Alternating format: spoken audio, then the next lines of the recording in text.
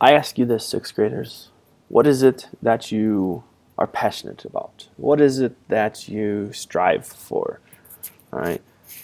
So as we're going over this, think about those things that you're most passionate about and what you strive for. Because with the rise of Christianity, a lot of it is about the passion of a person and a group and what they want to make sure that they can do or be able to do within where they live. Okay, so here we go. All right, the rise of Christianity. So again, this is Vodcast 7.4, and yeah. So here we go.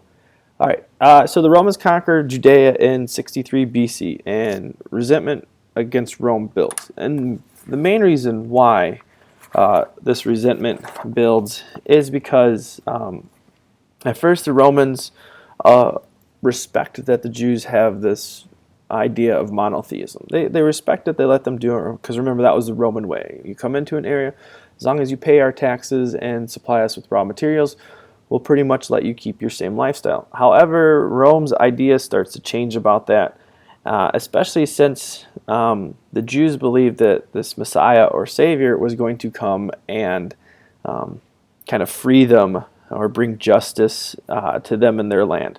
So as this idea grows and grows within the Jewish community, this opposition against the Romans grows further and further until finally Rome starts striking back, starts punishing more people for speaking out, and things of that nature. Okay, so then you have this supposedly miraculous child that was born. All right, and his name is Jesus. Okay, now supposedly he was born, but some people say he is the Son of God. Other people will say something different. So, however you believe, however you feel, those are your views. Okay, so Jesus is born in Bethlehem, and he grows up, he becomes a carpenter, and he starts his teachings at the age of 30. All right, and this is a big shock. All right. Mainly because of what Jesus is teaching and how he's teaching it. Okay. So most of what he's teaching is that there's only one true God who's loving and forgiving. This is the monotheistic way. This is the Jewish way. And so, but much of this again is what the Jewish tradition is that he learned as a child growing up. Because remember, Jesus is Jewish, okay? And so he's pretty much reiterating what the Jewish way of life was. And, he's just taking it and he's extending it further beyond maybe what was felt most comfortable for other people. He wanted to make sure that he got the word out there about what was going on. So he traveled around to various different communities, and he taught that God is loving and forgiving. Okay. However, a lot of the Romans or more conservative people also as well at the time feared that Jesus was trying to rise up and rebel against the king, okay, or against the Roman emperor. And this kind of leads, again, a great battle between not necessarily a battle, but it leads to a great rift between the Jewish community and the Roman Republic. Because the Romans didn't like Jesus because of what the ideas he was trying to spread, that this one God is all-powerful and all-knowing, whereas in the Roman culture it should be you must respect your emperor. The emperor is all-knowing. The gods are all-knowing. There's a hierarchy of things that you're supposed to follow, and Jesus is like, no, there's not. There's this one God, and he does everything. And so it really went against the polytheistic views of the Roman Church and Roman culture. Okay. So, eventually Jesus is crucified, and these Gospels or books from various people who follow Jesus get published. And this is, like 40 or 70 years after his death, that these stories of what Jesus has done start coming out, and they're put in the Gospels and put into the New Testament of the Bible. And the Old Testament is very much similar to the teachings that you will see in Hebrew, or in the Jewish culture, the Jewish religion.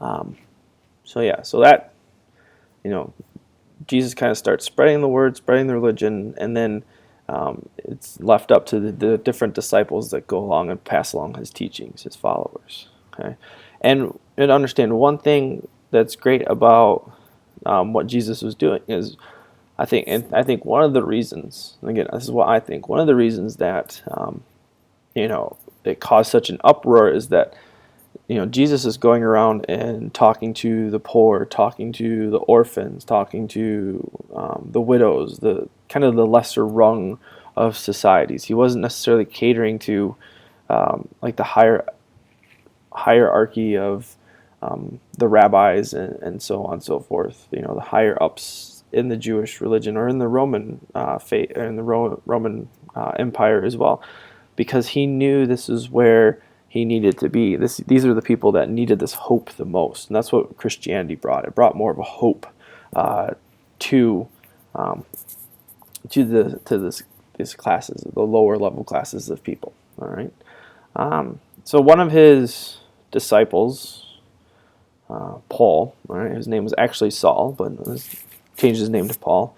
He goes around, he starts spreading this as well. He starts writing these letters to all these various different Christian people, organizations, these epistles, as they're called, or letters, and he helps turn these teachings of Jesus into an organized faith.